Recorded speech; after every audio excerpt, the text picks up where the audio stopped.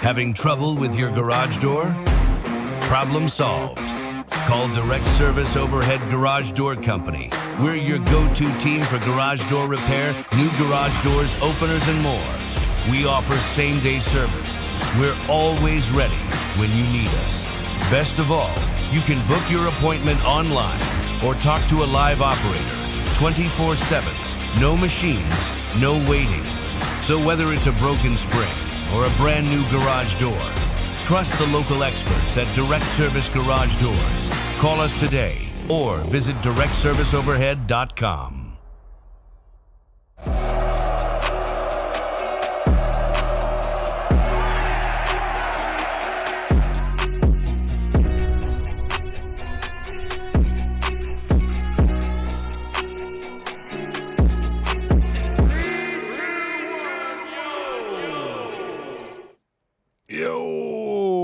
What's going on, everybody? Welcome. First off, let me know if you can hear the audio. Were you able to hear the ad and the intro and my voice? Obviously, if you're answering the question, you can hear me. I just want to make sure we got all this sound stuff fixed. Again, OBS just giving me all kinds of problems.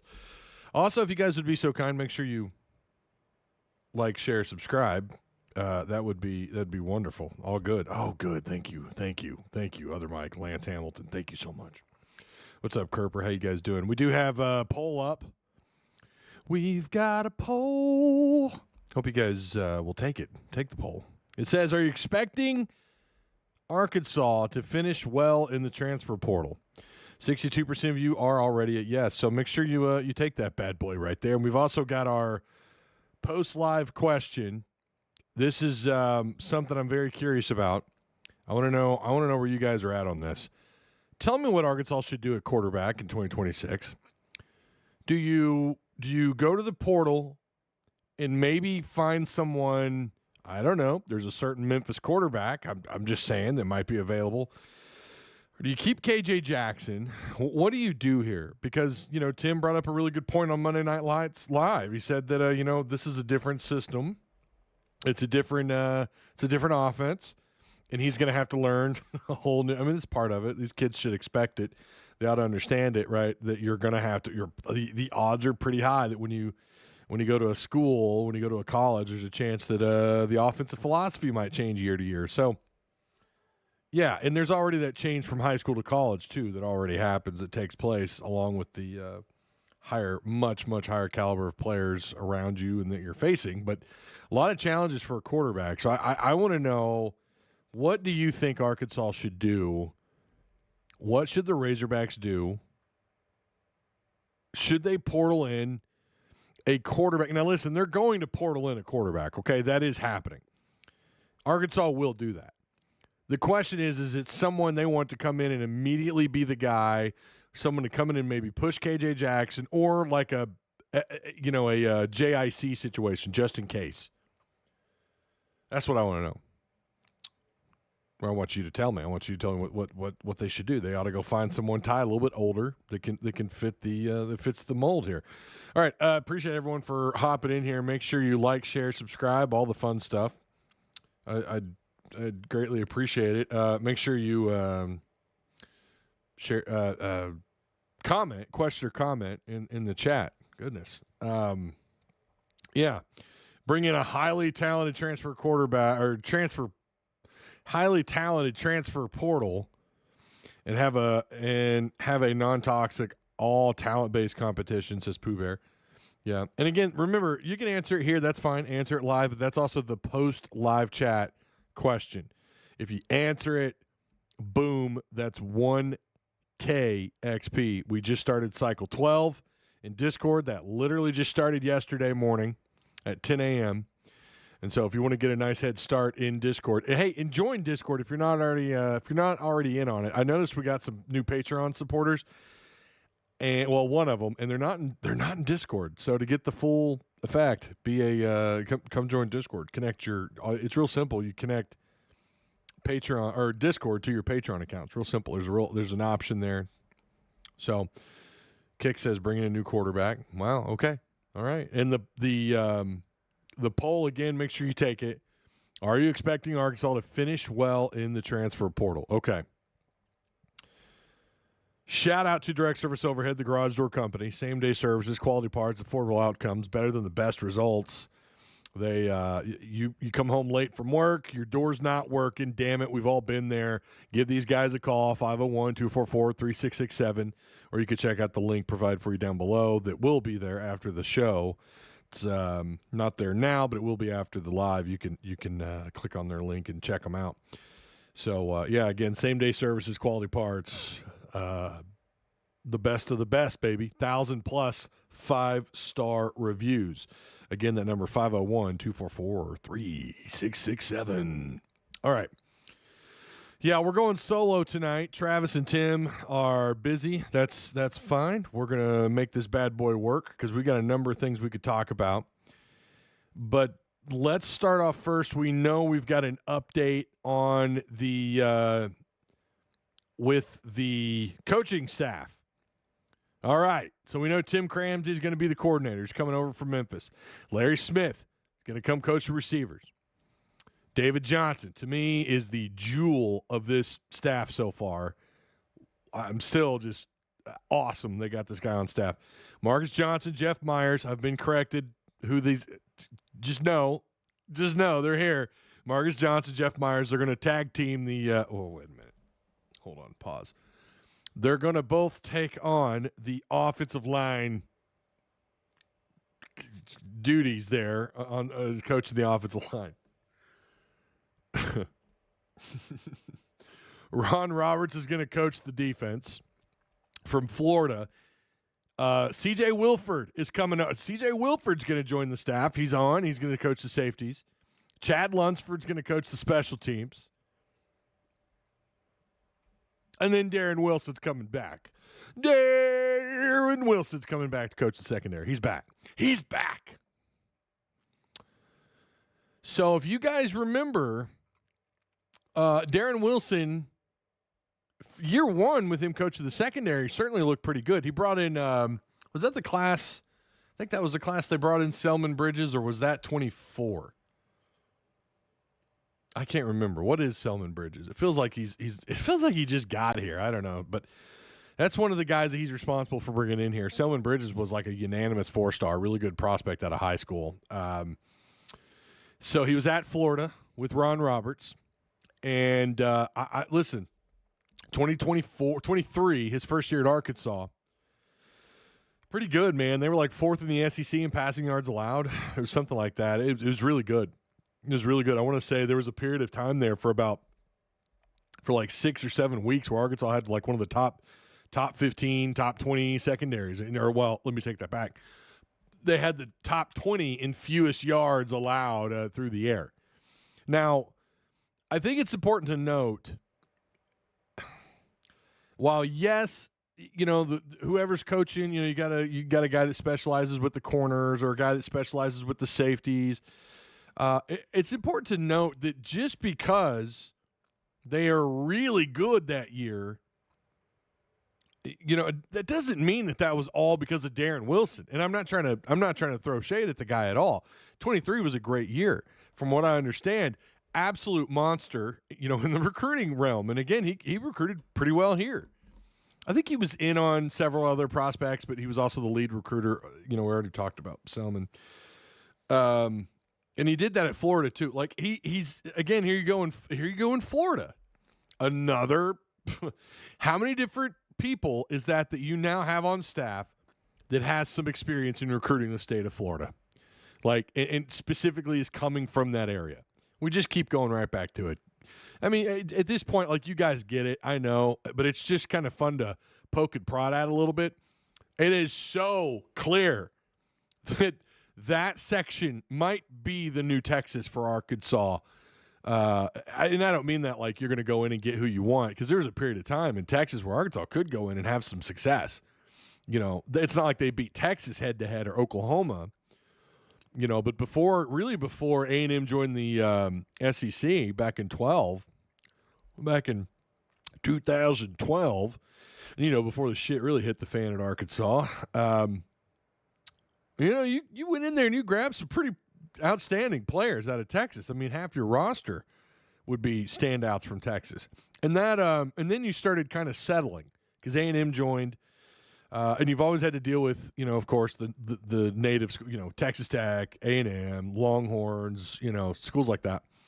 So it's always kind of been a thing there, right?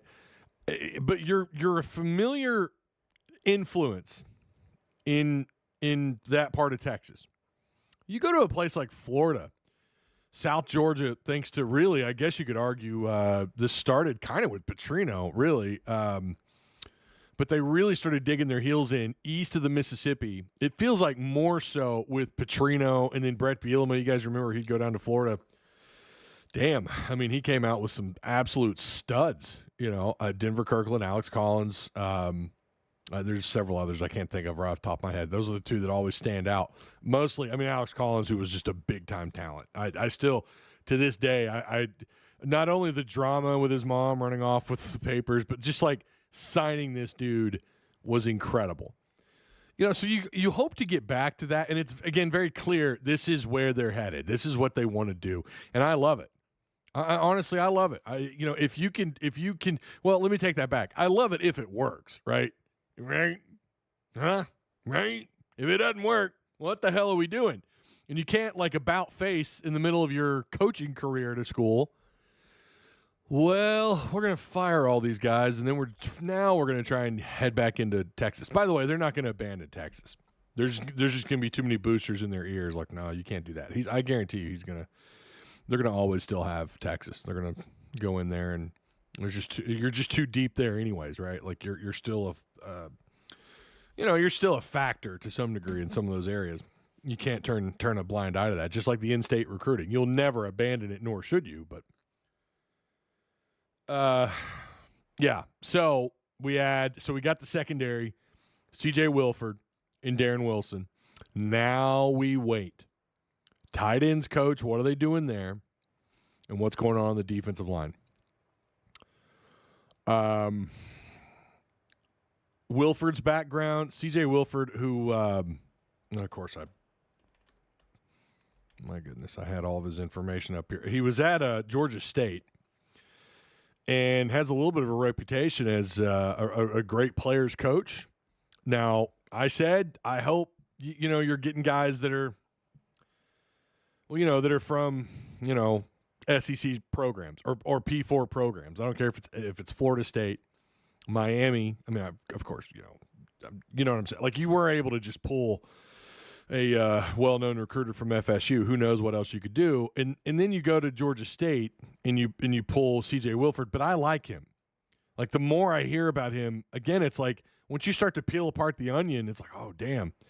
What it says on his, I think I got it pulled up here. Thank you for the retweets, by the way, on Twitter. Make sure you guys are retweeting the Tusk Talk Twitter. Charles Wilford joined the Georgia State football coaching staff in January 2025. CJ Wilford is an accomplished defensive backs coach with a proven track record of developing elite secondary talent and contributing to championship-level defenses across multiple programs. He has served on staffs at Florida, Louisiana, Southern Utah, earning a reputation for his player-first approach and teaching precision. So, yeah, what's out there? Listen, you could insert, I don't know, Billy Dean Johnson the fourth, secondary coach. You're not going to find anyone like, oh, well, here's all this negative stuff about him, right? Maybe somewhere on Twitter someone said something bad about him, or a former player didn't like him or whatever, or a media member may have some kind of bias against him. At the end of the day, it's just what matters is fit. I think he's going to fit in nicely over there. Again, you talk about that Florida background. There it is. It's just, yeah, and he was at Georgia State for like a year or so. I dig it. I'm fine with it. I'm not, but like defensive line coach, I'm going to be really fascinated with. I'm going to see what they do there. And then tight end coach, I don't know. Do they bring someone over familiar again or what? Hey, if you guys are just joining, make sure you hit the like button. Sharing is caring. Make sure you hit the subscribe button as well. Are you expecting Arkansas to finish well in the transfer portal? 64% of you say yes. Almost 40% of you say no. Okay. All right. Feel free to tell me why. I appreciate the links, Mac. Thank you. Or other Mike and Kerper. Again, if you guys have any questions or comments, I'm trying to get caught up in the chat here.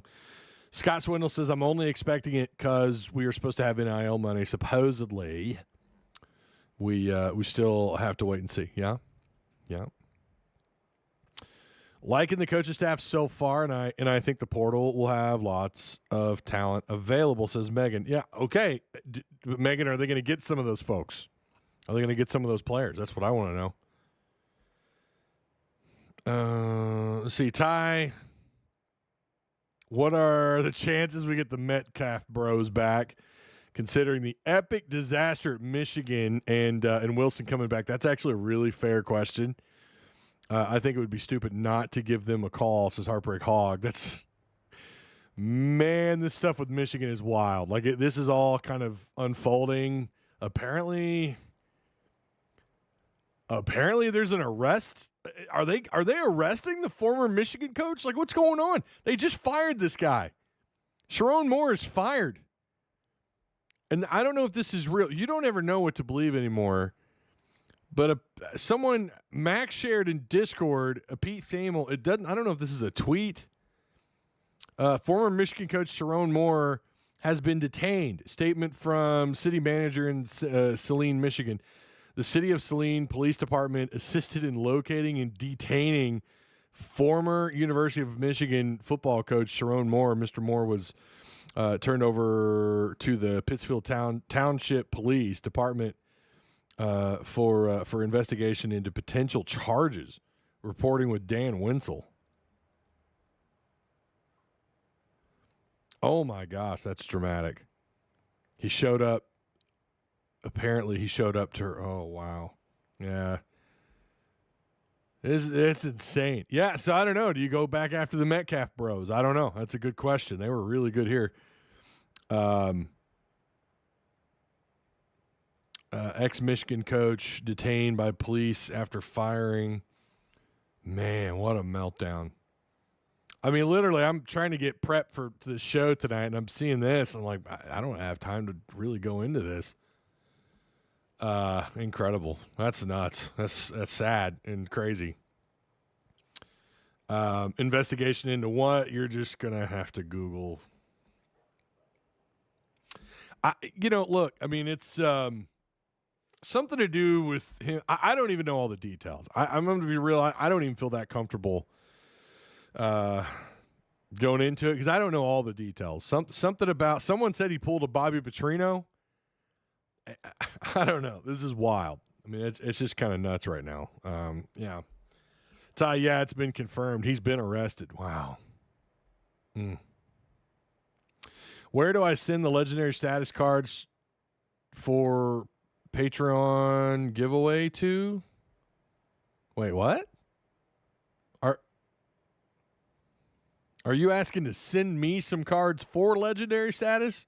You might need to DM me, man. I'm not really sure what you're asking me there, Arc, Louisiana, Texas King 24. I don't know. You want to? Oh, do you have some autographed? So legendary status is autographed cards, by the way. Yeah, if you got some autographed cards, bro, send them my way. I'll shoot you my PO box. Actually, I could probably just tell you right now. Actually, hold on. Give it a goop. You guys don't know. You don't know. You don't know Burnt Peanut. Pig Trail Media LLC, P.O. Box 22, Springdale, Arkansas 72765. If you want to ship me some cards, hell yeah, man. I'll send you that. Right there it is. Boom. There's the P.O. Box. Oh, they aren't autographed. Oh, well. I'm going to be real. I don't need non-autographed cards. I mean, you can send them anyways, though. I'll figure out something to do with them. Dude, is Michigan about to have Penn State situation with all these coaches? It's kind of crazy. Yeah, it's nuts. So, anyways, we'll have to keep an eye on that. Who knows what happens with Michigan.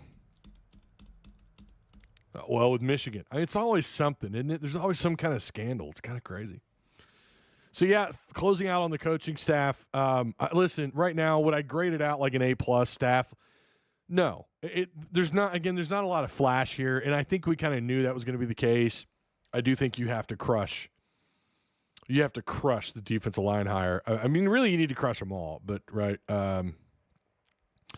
John Haas says, I do think we have a couple of solid position coaches coming, though. They're damn good when you look at them under a microscope. Yeah, and to be fair, John, I think you could do that with any hire, right? At the end of the day, it really is just about the fit, I guess. Shaq leaving is fantastic. He is a terrible neighbor. So that, yeah, we're going to – Shaq did hit the portal. We can skip – I'm going to get back to Hogs, how Hogs win now, just a second. So we're going to go doop, doop. We're going to skip one, then go back to it. Yeah, Shaq McRoy is in the portal.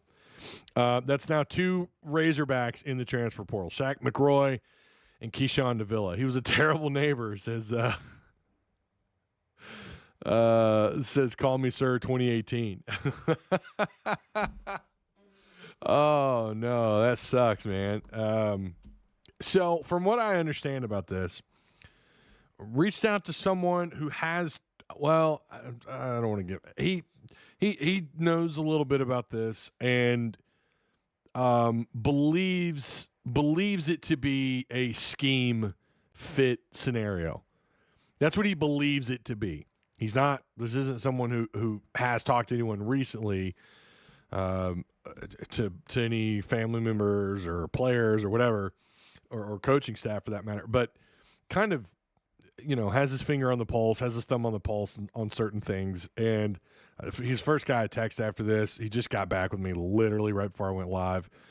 And he said he feels like it's a scheme fit thing. So I don't think this is it could be a money thing too. That's always a possibility. But Shaq McRoy, the former, he early on in his recruiting, high school recruiting, Arkansas thought they were going to get him. He ended up going to Oregon, stayed there, redshirted, came here, and then kind of, he lost out on some. Well, he had a hard time staying on the field. Couldn't get on the field. Couldn't stay on the field. Arkansas kind of had some issues at that right tackle spot. So McRoy just going to have to, I don't know. I don't think he's a bad player, but sounds like it was a scheme fit issue. So I don't know. We'll see. Loud ass Challenger, dude. My neighbor has a loud Challenger. I mean, it sounds like it's like he sawed off his pipes, man. It's so loud when he starts up his damn car. And oh man, it's so. Oh. And then he drives off. Yeah, all right, bro. Cool. The worst neighbor I had stole 3 guns out of my truck. Oh, okay. Yeah, well, that sucks.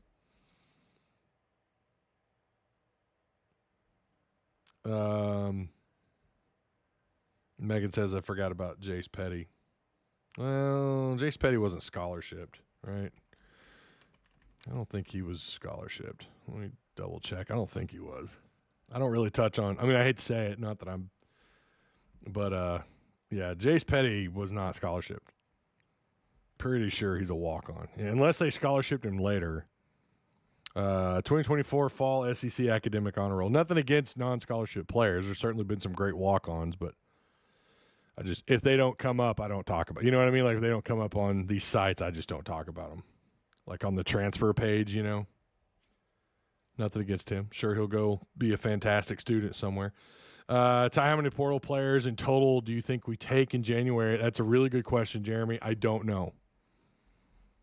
I really don't know. I at the end of the day, how many do you lose to the portal, and what is your emphasis going to be when you get there, right? Like what's your emphasis? And how deep? We know that last year they were certainly when it came to the portal, they wanted to absolutely stock up on offensive players. There's no doubt about that. Whether it's the tight end room, receivers, I think they did a solid job on the offensive line. They did a really good job on the offensive line. Omega Blake was a great addition. Rohan Jones, he was really good. But I have no clue. We're going to have to see how this thing plays itself out, right? I don't know. Cashed 2 checks and hasn't played a whole game anywhere. Talking about Shaq McCroy, you ain't lying, bro. Oh, man. So DeBoer to Michigan and Kiffin to Bama. Oh, could you imagine, though? I mean, that won't happen, but yeah, all right. Let's get into this. Let's get into how in the hell does Silverfield win now? That's what he's telling the media.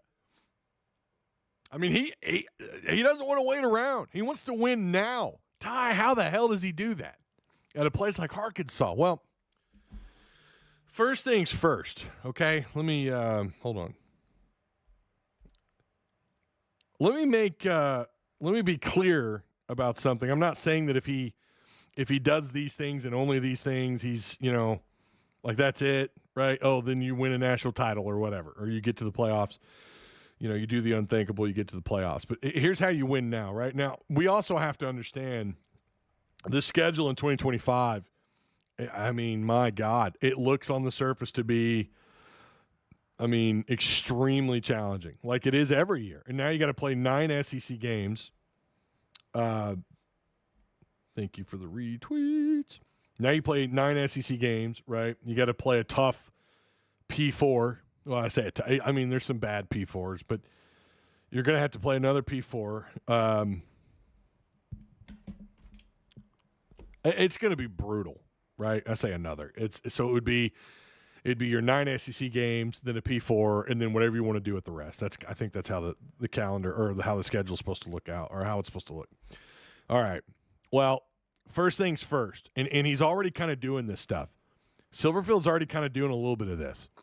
Silverfield's first task when he got here, it's to get fans excited about their football program starting this offseason, starting as soon as he took the job. I actually started this part when he got hired. I've just basically been adding on to it. Getting off to that great start, flipping the in-state kids, and the fact that 2 of those were highly sought-after 4-star players. Really got Arkansas fans to pay attention. It created a little bit of hype and momentum, right? It was big, and it was a fantastic start doing that. He'll get round 2 of building his roster in the first week of January when the transfer portal opens. His public appearances to both Bud Walton and, down in Little Rock, where they also apparently play basketball, to show his support. It's set well with folks down there, I've been told. Including the money people. Like, this is something that is it was definitely the right move to go to both of these games. Not to just go to Fayetteville, not to just go to the game in Bud Walton, but to also go down to Little Rock. He didn't have to do that, from what I understand. That was his decision to do so. Would love to know. Hey, he talks to the radio shows and everyone. Maybe someone can ask him, was that your decision? Maybe he's already been asked and I missed it. That's phase 1, man. Creating excitement.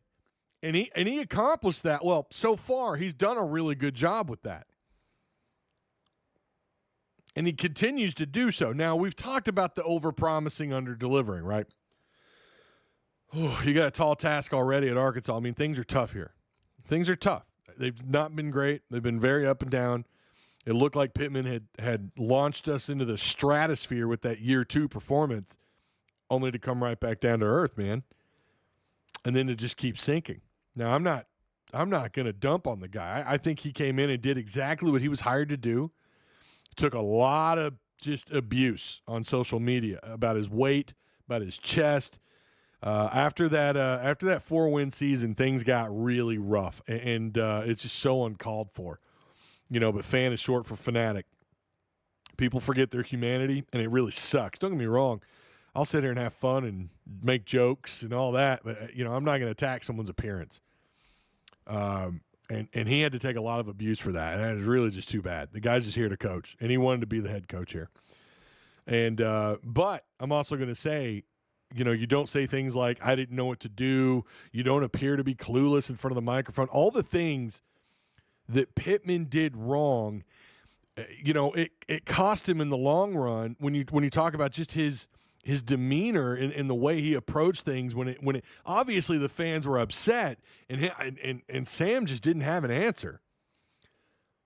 It felt like, and I don't want to use his age against him, it felt like Sam was the right hire, and in a perfect world, he's probably the head coach for the first 3 years. And then you bring in a guy like Ryan Silverfield. The more we look at Ryan Silverfield, now, obviously, I don't want to, we still got to get through these final hires. We got to get through the transfer portal and all that. But the more we start to peel the Silverfield onion, it's like, this is not a C-, C+ hire. It feels like he's the right guy for the job. Now, I'm not saying he's going to come in and Bobby Petrino 2.0 this bad boy. I'm not saying that. It could be a Chad Morris, it could be 2-10 again. I don't know. You need a program builder. You need someone, and I think he probably would have been pretty good to build on top of that Pittman foundation. Now, let's just face it, he's going to have to build a new foundation. I wouldn't even call Pittman the Mike Anderson equivalent. I hate to say that. Mike kind of built that foundation. Musselman built on top of it, and let's hope that Cal can build a castle. I hate to say it, but Silverfield, it feels like he's going to have to start from scratch. I'm sorry, Pittman just overstayed his welcome. He just did. And I feel like I'm kind of with Tim. When you got to fire a head coach, how many games into the season do you really feel like he left things better than he found them? I mean, dude, we weren't even halfway through the year. I don't know that I buy that he rebuilt this thing. I don't know, man. When you look back and you're 2-10, how the hell else is anyone supposed to look at your program? I mean, even Hawk fans call it a dumpster fire. The I don't care anymore attitude is at an all-time high, and I mean that even after Chad Morris. Doing this as long as I have and talking with the people I talk with, interact with the people I talk with, I've never seen it this bad. So, Silverfield, he wants to win now. He's got to recapture that excitement, and I think he's on the way doing that. Again, it's going to be all about the portal. What's next? What's he got to do next? Okay, well, and he's towards the end of this one. Building an SEC-worthy coaching staff, and that could obviously be with experience, kind of sprinkled in there in this conference. But you have to have guys that know and understand the conference sprinkled into the staff, which so far we see some of that with the defensive coordinator, Ron Roberts, Darren Wilson coming back to coach the secondary, running back coach, recruiting coordinator David Johnson, who obviously spent some time in Tennessee. As I've stated since these first reports came through about the coaching hires, it's extremely clear he wants to recruit the swamp and everything around it. Georgia, Alabama, even up a little ways towards Mississippi. He wants to recruit Florida. He may be as invested in that area of the country as Bielema was, and maybe even more so. And look at the players he was able to pull out. Bielema was able to pull out pre-NIL era. We already mentioned them earlier. You got to build a staff that has coached here. I don't mind a couple of up-and-comers. That's part of it. You got to start somewhere. And you're getting guys, their previous jobs, as far as I know, they weren't analysts. They were actual position coaches. Remember, I said I don't want analysts from FIU. You're getting a guy that actually coached the position. When you talk about the some of the hire, one of the hires just recently. So, and I think he's doing that. Now, again, we still have questions about what's going on with the defensive line and the tight end. What's going on there? I got to say so far, again, it's not a A-plus staff. It's not a staff that's blowing your mind. It's a very strategic staff. It seems like development and recruiting area, recruiting again east of the Mississippi is clearly going to be something they want to get involved with. We say all this. Hell, I don't know. He may send some of these guys again to Texas. They might try and go recruit Arizona for all I know. I don't know, but it certainly seems like just on paper just on paper, they want to go down to Florida. Perfectly fine with that. Perfectly fine. Step 3. What's phase 3 of this bad boy? Sell, sell, sell. To alumni, to the donors, to the powers that be, to the people with all the cheddar. Knock on those on the donor doors. Stay involved with the money people inside and outside of Arkansas. Dallas dollar bill folks, we're talking about you. This goes back to the very first thing I stated. Get fans excited. Boosters and donors need to be sold to as well. You don't shoot them a simple text like, hey, bro, can I get a few mil? I need this kid out of Missouri City, Texas, and his mom's got a fat ass, and he's a damn good player. Hook a brother up, Jerry. No. You need to get to know these people, create friendships, network. All this stuff Silverfield has a reputation of doing, okay? It's all on you, Silverfield. Maybe he's going to have Cofield, GM Remy Cofield, help him out. Hell, get him excited about this too. All right? Having fun with it. I'm kidding about the mom part. But I think you got to get into these places. You got to win some recruiting battles. You got to win in the portal. You got to do all that stuff. So that brings us to the final phase of this. How does he win now? Of course, you want greatness. You want stars, proven players. But if that player has those things, plus age and experience, like a fourth-year junior or a senior, the emphasis is on older players out of the portal who hopefully have all the other intangibles, right? I mean, you don't want a guy that's all banged up. He's just kind of a backup, a career backup. You want someone that's got some starting snaps. Just a lot of snaps. Hell, it could be a starter or not. A guy that's got a number of snaps under his belt. This older player must be a priority. Get the older players. Fill that roster up with guys who've been around college football for longer than just a year or two. Talent is great. Yes, of course. Always recruit SEC-level talent out of the portal.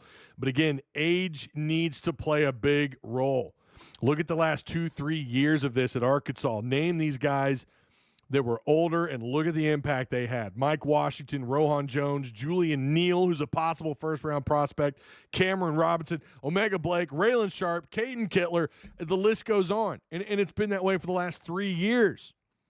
It's not been the guys that played like a year. It's not the transferring disgruntled freshman that's coming in and making his mark. Look at Malachi. Look at Singleton. He was a 5-star, played at Georgia. Comes in and the guy can't even make a backup role. Can't even get into the backup. It's going to take some of these guys time. I think I would prefer him as a senior. Let's get him here a couple years later and let's see what he can do. That's what I'm saying. You need to get these guys that are seasoned, that have been around, they're older, they're more mature. Cal talks a lot. Coach Cal, and switching to basketball really quick, just for a second to make an example. He talks about the 26 years old. He talks about these guys that have beards and have kids in the up in the seats watching him play. He knows that age matters, man. When you get a 25-year-old kid, young man rather, and an 18-year-old kid or a 19-year-old standout senior, Cal knows that, man. It turns out age it's different with basketball. Again, apples and oranges, but there's something to it, man. And I really believe that has to be a priority in this class when you're talking about the transfer portal. Mike Washington was a fourth-year senior. Rohan Jones, I think, was a super senior. Julian Neal was out of Fresno State. What was he? Was he a junior or senior? I think no. He's a senior because he doesn't have eligibility. Omega Blake was a super senior. Raylan Sharp, again, Kittler was a junior. Caden Kittler was I think he was was he a redshirt sophomore or a junior this year? He had a couple of years. If you're a redshirt sophomore, that's 3 years. And again, he had snap counts as a starter, didn't he? And he came in and he was really good. Fernando Carmona, he needed another year in the oven, and he needed to play the right position. They had him at left tackle. He's not a left tackle. He's a guard. That's what he'll be at the next level. Sam was right about that. So these are the things I think you need to focus on. I think this is how you win and how you win now. Obviously, if you can get some 5-star stud freshman or sophomore who's transferring after year one and whatever, he's just unhappy about his NIL situation at that previous school, hell yes, you offer him. If he's interested, hell yeah. I don't care if he's a redshirt freshman, if he's 18, 19 years old, or if he's 27. I don't care. You offer that kid, young man. So, but it can be a mix too. But I really think you need to focus on older players. And then what you can do, Silverfield is a personable guy. He's a personable guy. And what you do is while you're bringing in these older transfers, hopefully you're funneling them to the NFL. And all of a sudden, oh my God, that this coach is bringing in these players and they're getting to the NFL. Boom, boom, boom, boom, boom, boom, boom, right? To the NFL. And all of a sudden, he's got a reputation. Damn, he can get guys to the league. And you're letting these freshmen, these in-state 4-stars, or the Texas high school freshmen, whatever, or the Florida kids you're trying to recruit, they're baking in the oven. You're giving them a year, 2 years. That's kind of what Kirby Smart does. It's kind of what some of these other schools do. Like, they'll bring in a couple of transfers when they really need them, but mostly they're cooking their own players in the oven. The development oven. Will you? So that gives you that opportunity, especially if you want to win now. That's what, to me, that's the recipe. Do these things. Let's go over it one more time. Real quick, briefly. Create excitement. Fans and donors alike, create excitement. Build a great staff that has SEC experience. I think he's doing that. Sell. Donors, knock on those doors, okay? And then older players out of the portal. I think those 4 things are how you can win as quickly as possible here. Because let's face it, too, some of these kids that are sticking around at Arkansas that they likely will ask to stay, man, I don't know how many of them are SEC ready. I don't know, so again, and I mean that here. I don't know if this recipe works everywhere.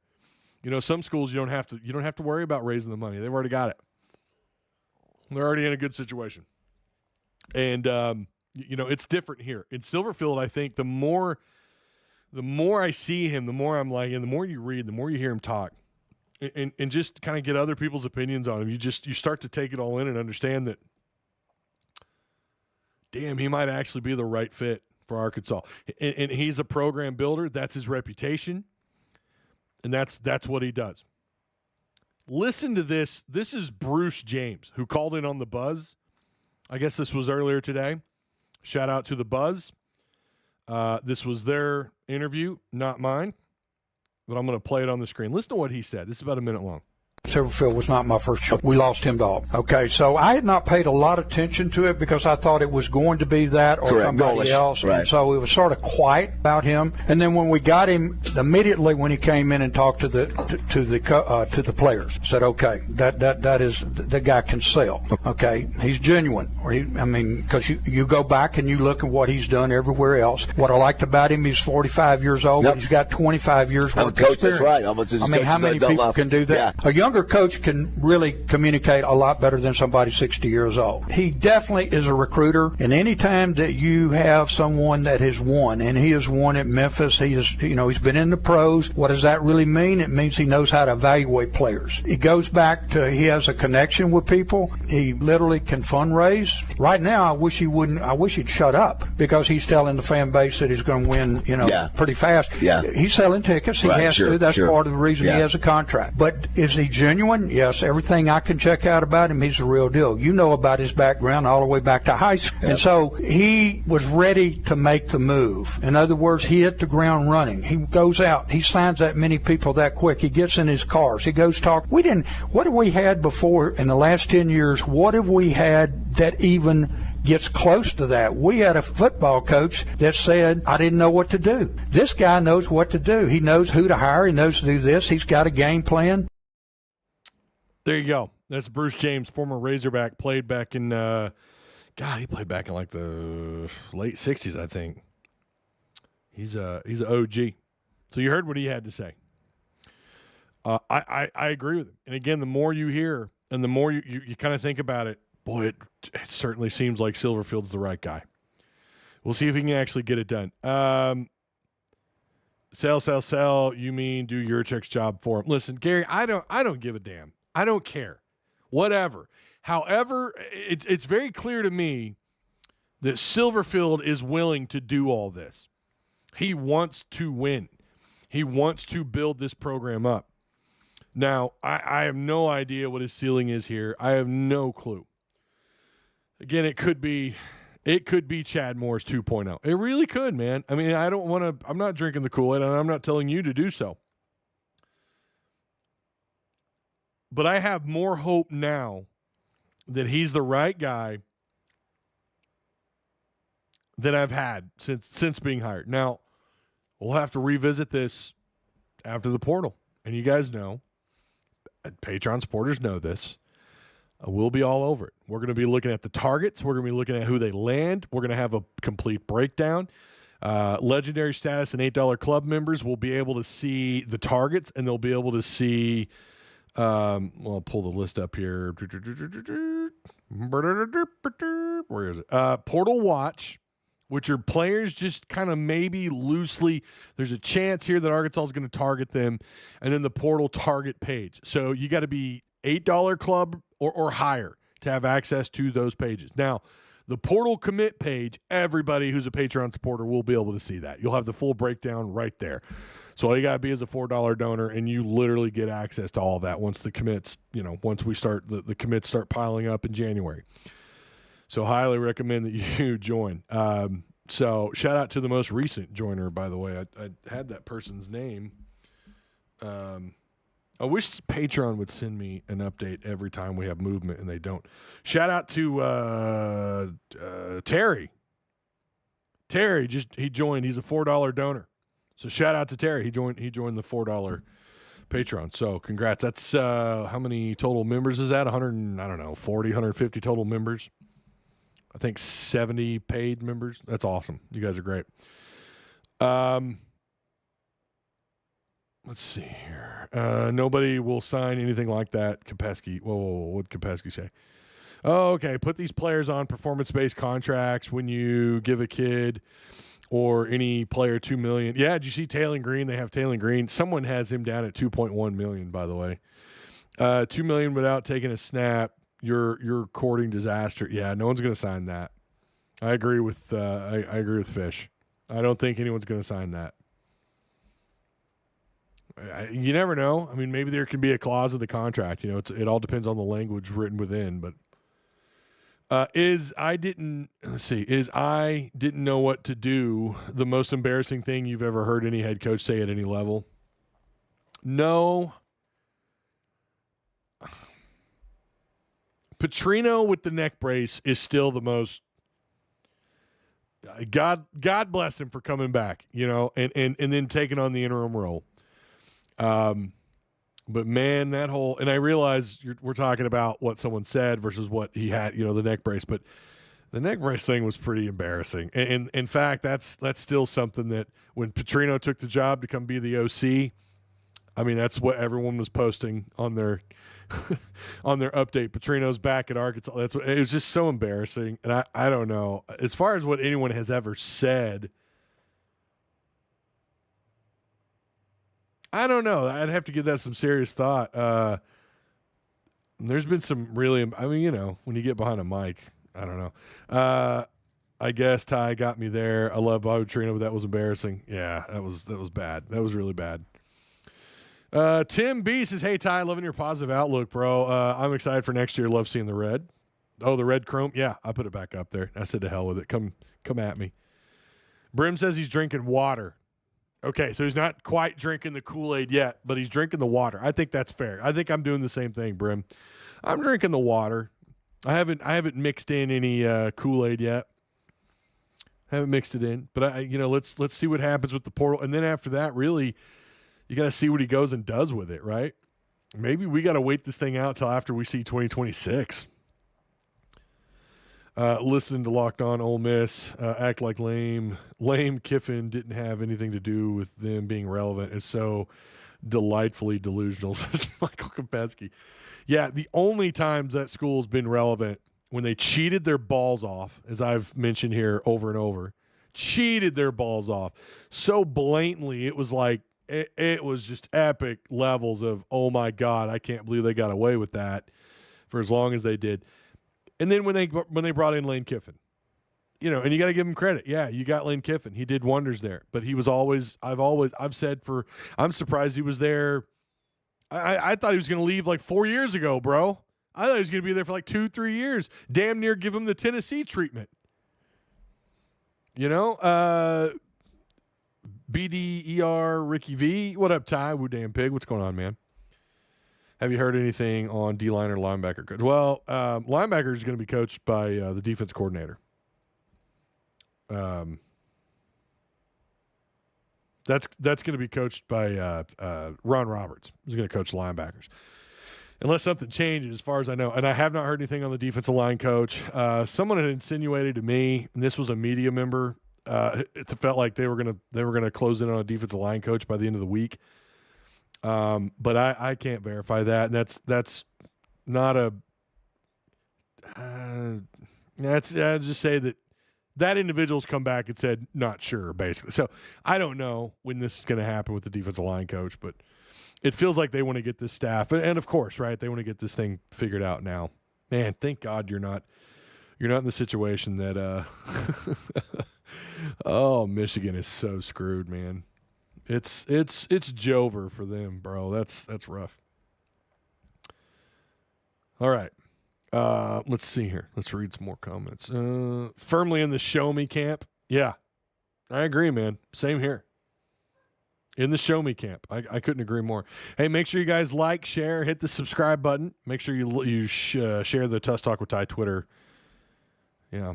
We need a real quarterback competition, says Brian_Arnold Works. Yeah. I don't disagree with that because I kind of feel like Taylor Green, like it was just done and over. It was settled. There was not going to be any legitimate quarterback competition. And I felt like there should have been last year. I mean, I remember saying as much. Like, why is there not it was Petrino's guy out the gate, and they paid out the ass to get him here. And I understand that, but dude, you want to win. And maybe Green last year was, and I think that probably was the case. He was the guy in the position that you were going to win at now. You were going to win now with Taylor Green. This year, it just seemed like we saw this. We saw a change in him in a good way. Halfway through the year, it was like, damn, okay, he's definitely improved. Looks like he's making cleaner reads. He's getting rid of the ball a little bit quicker. We didn't see as many let's panic and take a sack for negative 400 yards. And then he just regressed. From that point on, he just completely regressed and got worse and worse. And I really think, I'm going to tell you guys, I think once the turnover started, he went downhill. I think, and again, God love him, okay? I'm not taking a shot at his mental state or his well-being or anything like that. But I think he gets shook too easy when he turns the ball over. And I noticed since he threw those picks, something about him changed. He was fumbling. He was throwing picks again. He was throwing into double and triple coverage. He was trying to force throws. And I'm telling you, I've heard people say that, no, actually, he's fit for the NFL. He's going to be great in the NFL. He's going to go somewhere and either be a solid backup or maybe a potential starter a couple of years down the road. I don't know that I see that. Like, I don't know. Someone had said, let's give him the Matt Jones treatment. Maybe he ought to move to receiver, depending on his 40 time. If he's a 4.37 like Matt Jones was, although Jones was 6'6", 242, I think Green will probably I don't know, he might gain weight. I don't know. What is he, 220, 225? And I don't think he runs a 4.37, but he's fast. Who knows? Then maybe you try him out. He's a utility player. Maybe you just put him at whatever. Maybe if I don't know. His reads it just seemed like he got worse. His reaction timing got worse. He panicked more and more as the season unfolded. And it's really unfortunate. It's really unfortunate because the other half of Green, and I know we just want to write him off. Oh, he's just garbage, blah, blah, blah. But we know the good side of Green is, damn, this dude's hard to stop. You can't stop him. You can only hope to contain him. And, but so again, going back to that, it felt like when he got shook and he starts turning the ball over and he keeps throwing into double coverage, KJ Jackson should have been the guy. Or should have given him a shot. I don't know. I don't feel like there was ever any real quarterback competition here.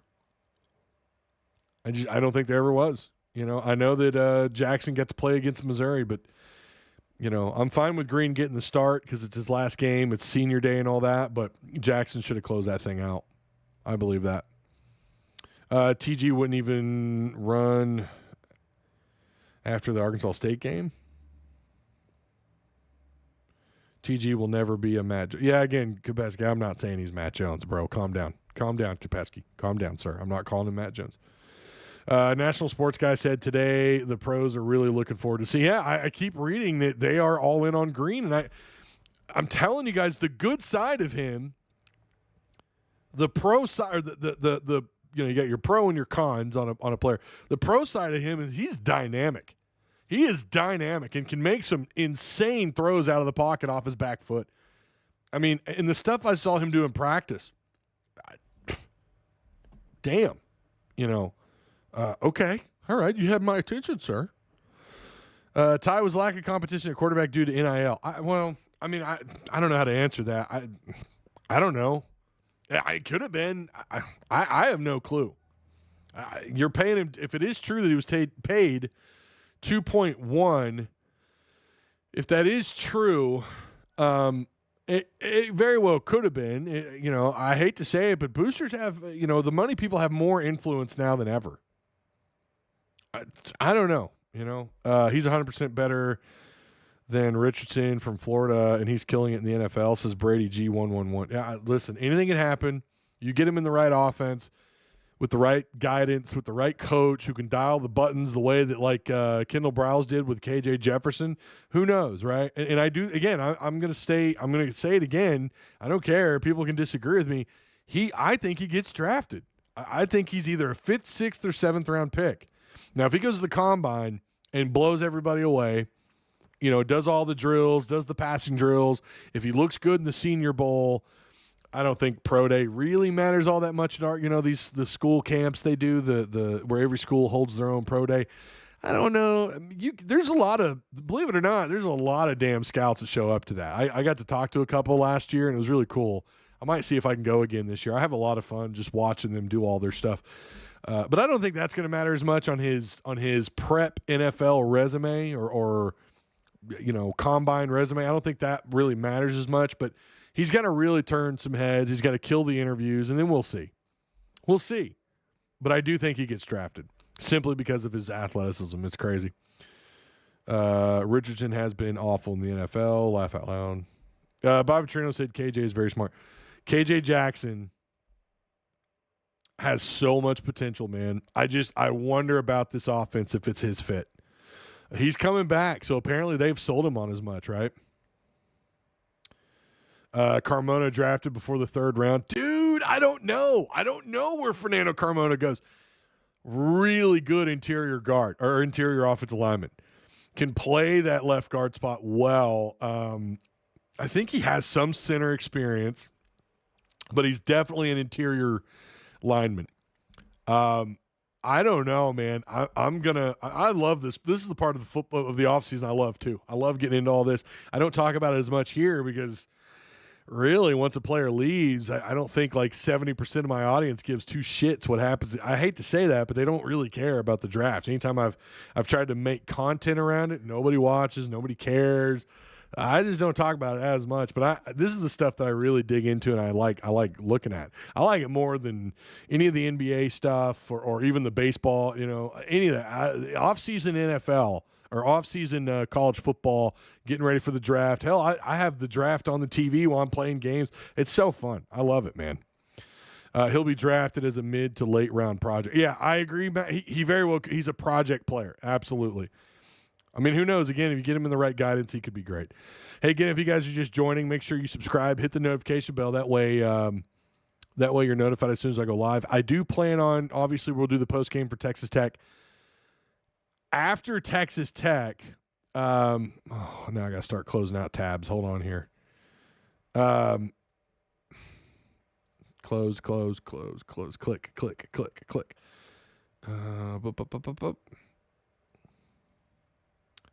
So after Arkansas plays Texas Tech, they have, is that Queens? Sorry, I don't know why I said, Queens, not Queen, like the band. I don't think I'll do a post game for that. It really kind of depends on how that week unfolds. The closer to Christmas we get, we're not like the content. I don't know what the content's going to look like in that time frame. It's the same thing every year. I'll probably go live, right? But I don't think I'll be live after the Queens game. But then I will be back for the Houston game. Obviously, we'll be here for that. But I wouldn't expect me for the Queens post game, and I wouldn't at the moment expect me for James Madison. Just know if it's a P4 school, I'm going to be live for it. Anything else right now, I'm not going to be live for. So we've got some stuff. I'm kind of planning some stuff out here, but end of December gets a little, what are we going to go live? What are we going to talk about? And it also, like, I'm going to obviously use that time to hang out with my family and everything. Kids will be out of school on the 23rd. Is that right? Yeah, the week of the 23rd. So, of course, I'll still publish some content probably in that time frame. I can't ever fully walk away from you guys. I can't do it. You just drag me back in. Oh boy, what do you guys got for Arkansas and Texas Tech? What are you guys thinking? Let me know in the chat. I want to know. What are you thinking? Arkansas and Texas Tech, 17 versus 16. Boy, it's this milk. It's so tasty. Oh man, but it makes the squishy sounds. Linemen usually get drafted fairly high on the reg. I thought Carmona got a shot before the I don't know. Arkansas by 7, says Steven, 88-81. 88-81. We win by double digits. Revenge statement game. Yeah, we got enough players back from last year that are probably still pissed. Christopher Cox, what's up, brother? Hope you're doing well. Arkansas by 10, he says. Ooh, Arkansas. Okay, another one. Arkansas by double digits. If Arkansas beats them by double digits, I'm gonna really enjoy that. I wish I could find that guy on the boat. I wish I could find the dude if we beat them by double digits. I thought he was a Kentucky fan anyways. Actually, that's probably the best time to go find him. Go, hey, man. Look at the scoreboard now, you son of a bitch. Who's talking? You guys should have heard this guy. So much shit talking, man. Google just said Ed Orgeron demands a defensive coaching job at a major program. Yeah, he does want, yeah. Would you take Ed Orgeron? There's a good question. Would you take Ed Orgeron to come coach your defensive line? I would. Yeah, why not? TJ suffered from the same element that Jefferson had. Can't see the whole field or anticipate. Can't read defenses. Decision making is too slow. I agree with that. I'm half and half on that. I mean, you don't have what success he did have. You don't do that. When you say like, oh, he can't read defenses, okay, then you got to explain the success that the guy did have, right? I don't know that I buy fully that he can't read a defense, but I do think he struggled with it.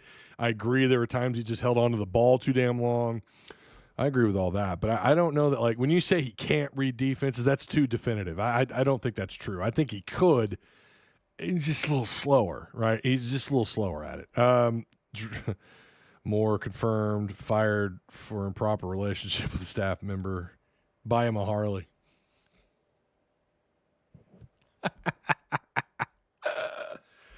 I would take Coach O right now.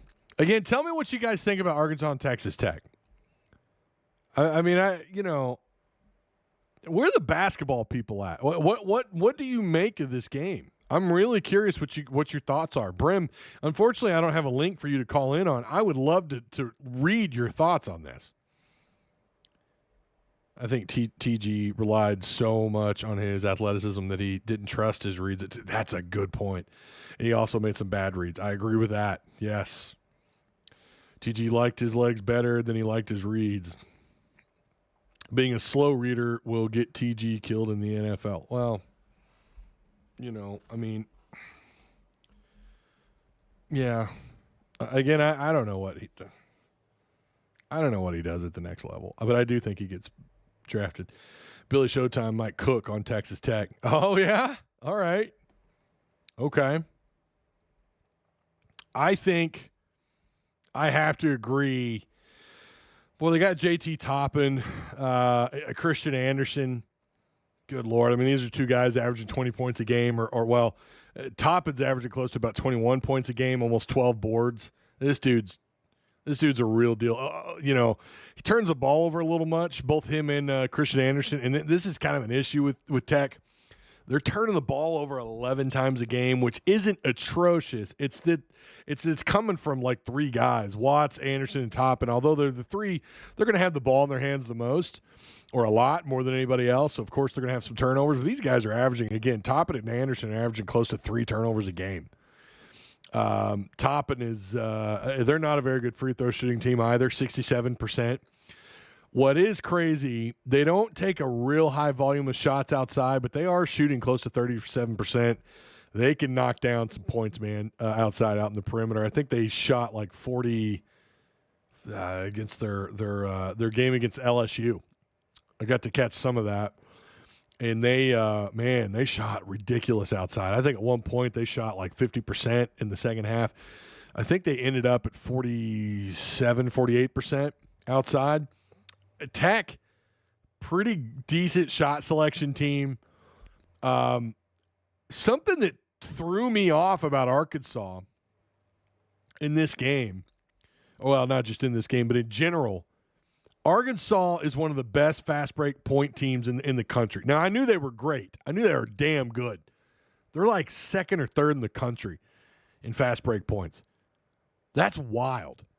Tech, obviously not. That's not really their expertise. They average about 9 to 10 points. They're 238 or 238th in the country in fast break points. Again, averaging just under 10 points off of fast break. So that's it's going to be when you slow Arkansas down and force them to play like set up their half court offense. That's when we have seen them stutter a little bit. But the difference this year, and it's crazy because Wagner hasn't really had a huge impact yet. Knox has kind of been off and on, but mostly off. It's simply been because it's been Acuff and Malik. Like their ability to just start knocking down shots outside. Like that has been the difference between this team from a year. You remember last year, they just couldn't dribble drive to save their lives against certain defenses, certain zones. And this year, it feels like they have not just one but two, zone poppers, and then they could kind of open up lanes a little bit because of their ability to stretch the floor. Brazil's been, lately he's been better outside. I don't know that we see another performance like we did the other night where he made, 3 of 4?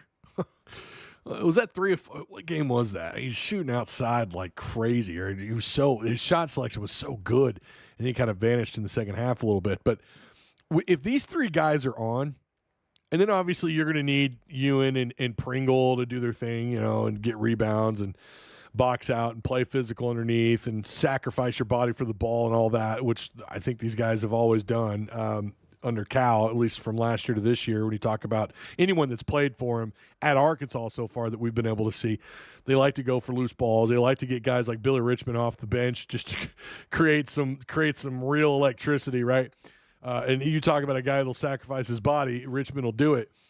But, man, when you get those three, talking about Acuff and Malik and Brazil, when those three guys are going, maybe Brazil's knocking down a 3 or 2, but then he's trying to crash the boards. Not that he's doing that as much as we would like, but he is averaging, 7 boards a game. He has been a little bit more aggressive. But, when these three guys are doing their thing, and without even – because they're not doing a good job of getting to the free throw line. That is my biggest gripe about this team right now. You are one of the better free throw shooting teams in the conference, and you're not getting to the line enough. What are they, 77%? Something like that at the free throw line. And I realize the larger the volume of shots, that number comes down. But something tells me you're going to be just fine. You're still going to be above 74, 75%. If you're getting to the charity stripe more and more. But something Musselman's teams could do. But Brazil and these in the two freshmen have just become like they got to be keeping people up at night. Brazil is really coming into his own. It's like we get flashes of just greatness from him. Needs to be more consistent about it, right? We need to see more of that from Brazil. But if these three guys are on, dude, it's going to be tough. And if they get you going up and down the floor, like we already talked about how great they are as a fast break offense, and they throw you off kilter a little bit. You try to press them, they can break the press. This team breaks the press so well. It doesn't matter who's carrying the ball out. It doesn't matter.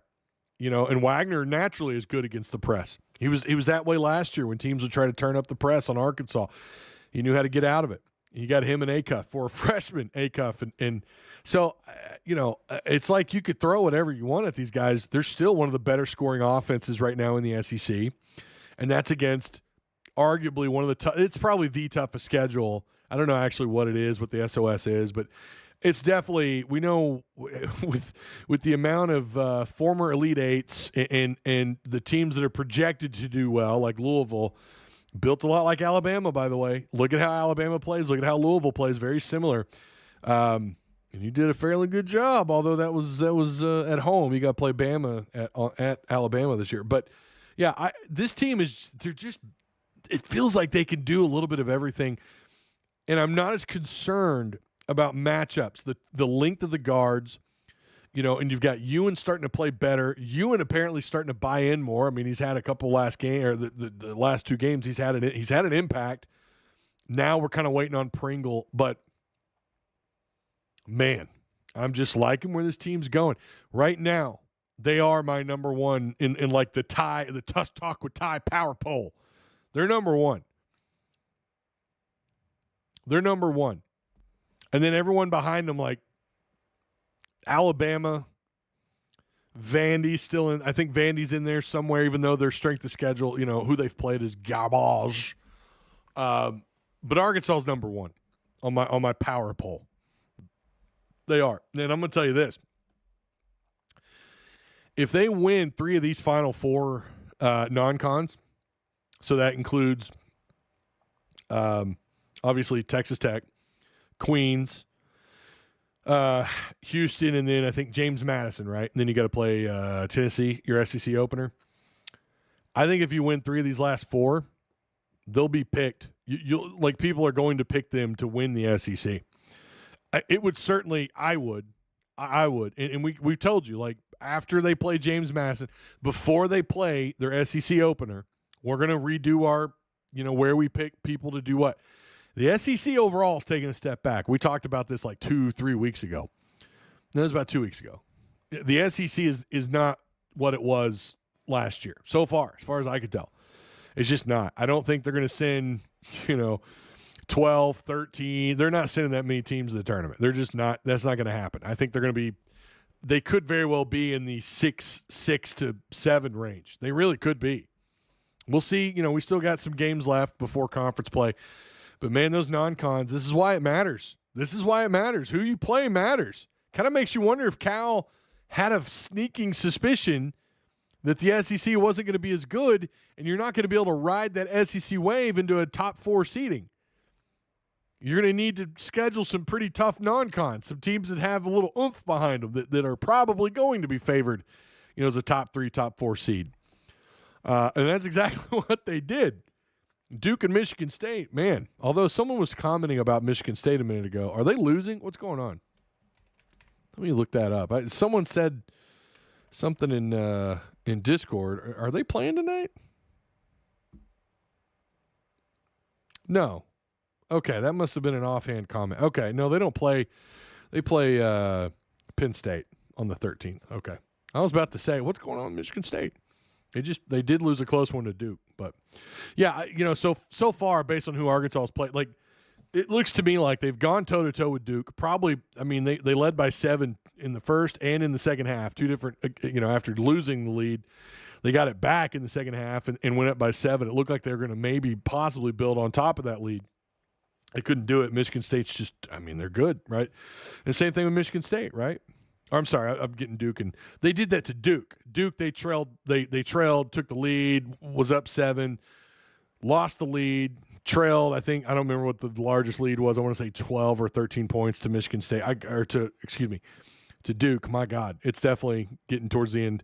And then they came back in the second half and had a 7-point lead, blew it, and then ended up losing to Duke. But beating Louisville and then winning 3 of these last 4, it's going to go such a long ways, And again, I just don't think the SEC is going to. It's just not going to be what it was a year ago in terms of when you start looking at the net rankings and everything. It's just not. So, yeah.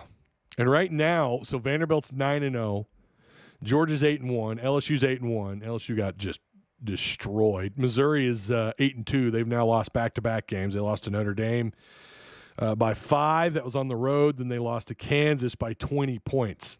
They lost to Kansas pretty big. And that was in Kansas City.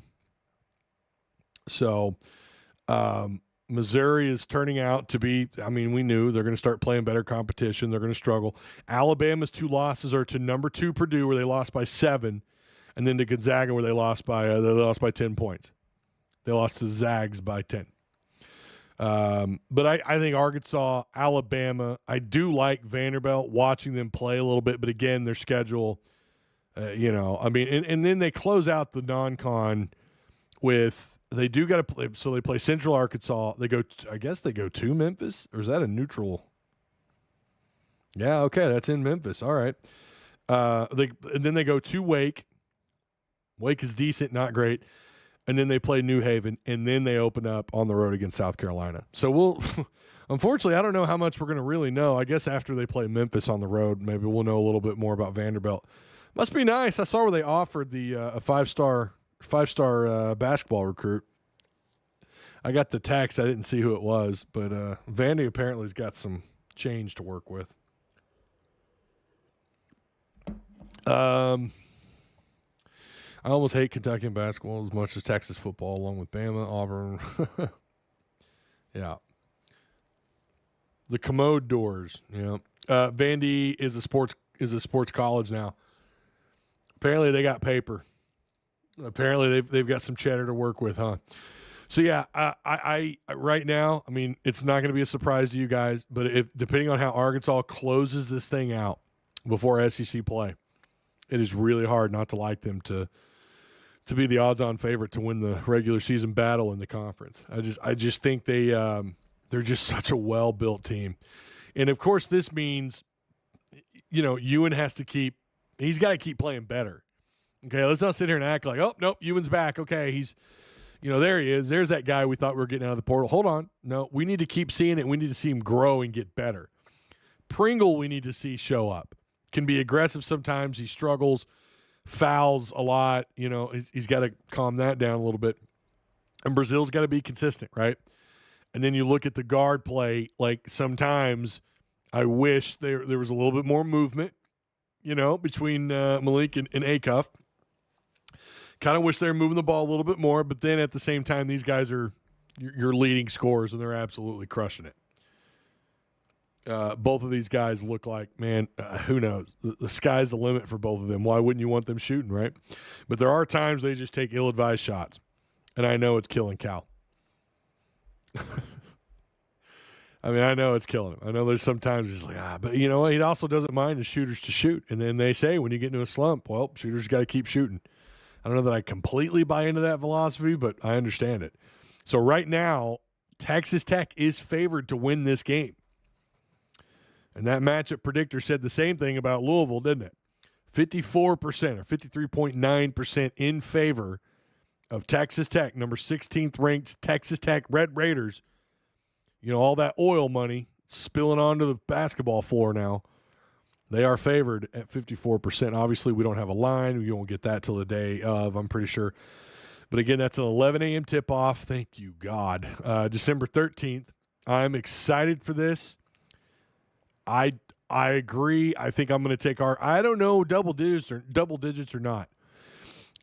I like Arkansas's length against Tech from their guards. When you compare some of these guards, I like Arkansas's length a little more.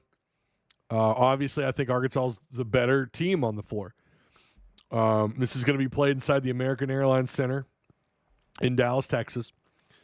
It's going to be a good one. I think it's going to be a good game, but anything can happen. We know one of the things that Cal's teams have struggled to do, like to continue when they get a lead against an opponent like this, all of a sudden, I think it was Louisville. It might have been Duke and Michigan State as well. All of a sudden, shots stop falling. They start slumping at the free throw line. We start seeing, I don't know if the turnovers are real bad, but you do start seeing the little mental mistakes. I do think they do, and Cal had mentioned this before, they kind of still have to, they got to learn to maintain these leads and close these games out. And Tech is the kind of team that'll make you pay. They are capable of making it an issue out on the perimeter. You got to chase these guys off the perimeter. You cannot give them open shots. And it's the same thing every week, right? Don't give up open shots. Make everything contested. The thing I've liked about Arkansas this year too, and I think they did this last year pretty well, but it seems to be as good, if not better. Man, they're altering a lot of shots. They're blocking threes, and they're, what was it, three blocked threes in one game. I think Brazil had 2 of them. They're altering shots, and they're getting better at those on-ball screens. I think you're starting to see some things where the headlight, the light is on upstairs for these guys defensively at times, most of the time. And I'm really liking what I'm seeing them, effort-wise. Their up and down pace. They score in a hurry. They're getting better at finishing at the rim. They're just kind of doing a little bit of everything.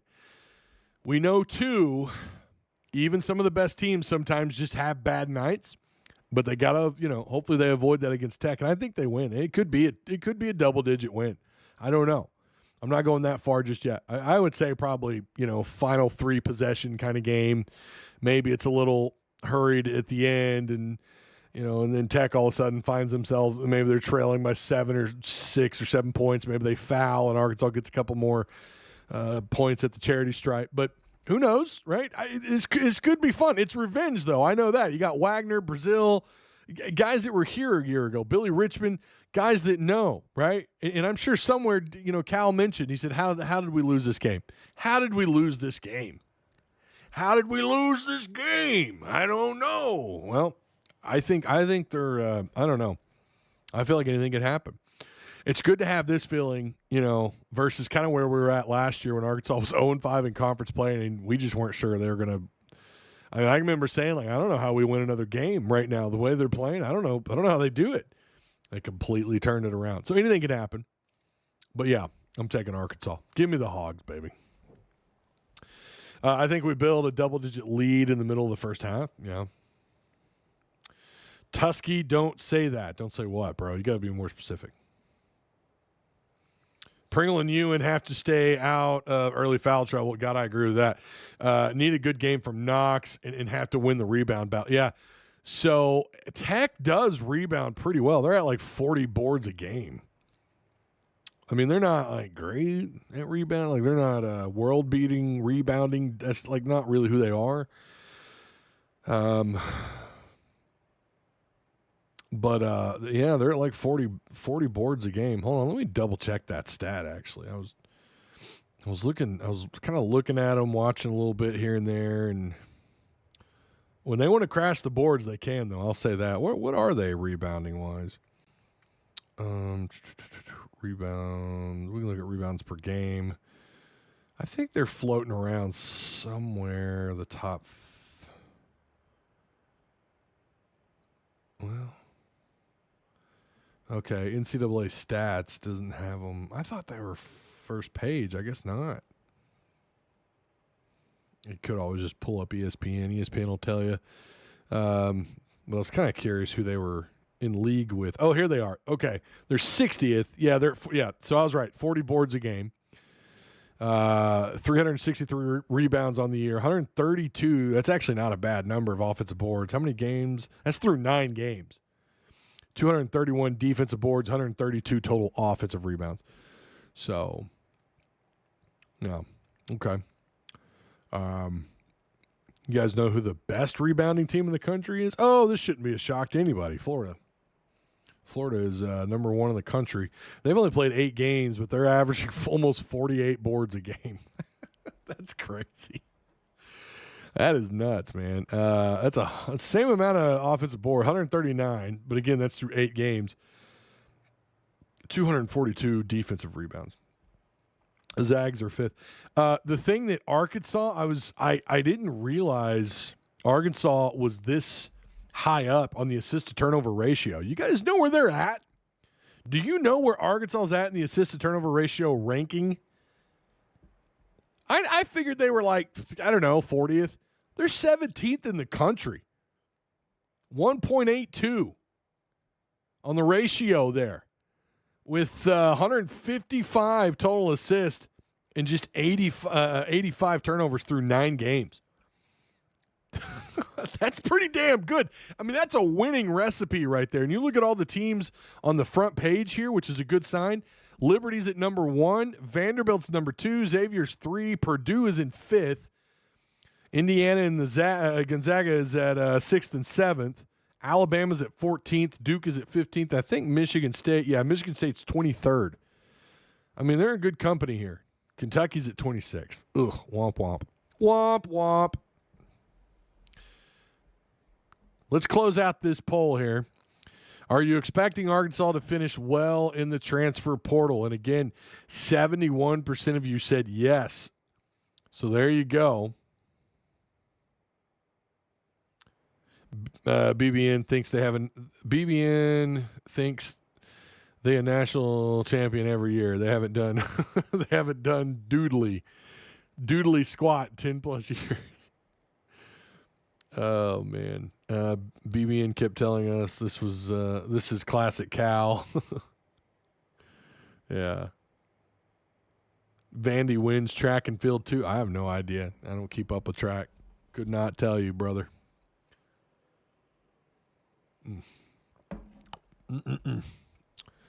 Love me some milk once it hits the lips. Yeah, so taking Arkansas. I don't know what the score is going to be. I really don't. Again, watch out for they got some ballers. Tech's got some ballers. They are these guys are averaging 81 points a game. Not great, but not terrible. It's 114th in the country. But they're only giving up 70 points allowed. And we know Arkansas's, what are they, 80 something, right? Total offense. Scoring offense, it's 80 something points a game. 87.6, which is 41st in the country. So does Tech hold Arkansas under 70? I don't think so. I don't think so. Who knows what we're in for tomorrow night? Saturday morning. Who knows what we're in for? The TNF was me being silly. Oh, okay. They run the board on all sports. Apparently Vanderbilt they do a little bit of everything. Vanderbilt has turned the corner, man. Them and Texas Tech, right? I mean, that just goes to show you. And, we're in a different era altogether, man. Can't lie. That's where I got my prediction. Yeah. Well, this will be exciting. Really, really excited for Saturday. So that will do it today or for tonight. Again, I want to say I appreciate each and every one of you guys for coming through. And, Arkansas, Texas Tech postgame, the best postgame around, no matter how or where you watch. This is it, baby, right here. We have a lot of fun with it. Shout out to Patreon supporters. Again, I shared that link. I don't know if I can do it again. Hey, there it is. There's a Tusk Talk link. So if you want to sign up for Patreon, help support a small independent channel, even though we just passed 7,000 subs, it's a lot of hard work, man. And, again, we got Patreon content on the way. If you're a free member, consider signing up to become a paid member. Again, it really helps out. You're supporting a local, small, independent YouTube channel, doing this thing, covering the hogs, trying to keep everybody up to date that watches, and obviously taking care of the Patreon supporters in Discord as well. So, yeah, and of course, shout out to this show's sponsor, Direct Service Overhead, the Garage Door Company. All right, I will see you guys on Saturday after the game. Have a good rest of your week. Christmas is coming up. Oh, damn, that reminds me. My wife, well, I'll have to show you guys. My wife got me, I got to open up my Christmas present a little early. It came in the mail, and I already knew it was a book. She got me, and this is for the nerds in chat, for all like two of you that care. I got Lord of the Rings. I got the book with the Tolkien illustrations in it. Dude, I'm so excited to start reading that. I've never read the book. The trilogy is the greatest trilogy of all time. I cannot start to start reading this book. Yeah, I can read. Not very well, but I can read. So really excited about that. Shout out to Sarah, my wife. She's awesome. Love her. And her Christmas present came in today, as a matter of fact. So, all right, everybody, I will see you on Saturday. You guys have a good rest of your week. We'll see you then.